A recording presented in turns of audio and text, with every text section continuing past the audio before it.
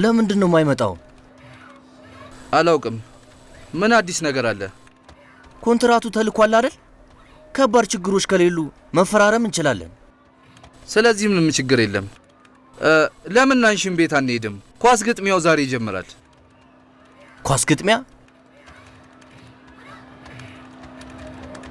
አልችልም።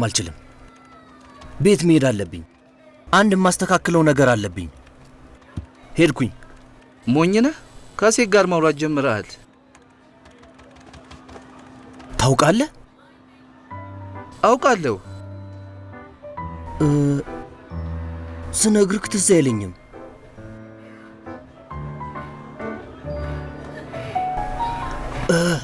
ለማንም እንዳትናገር።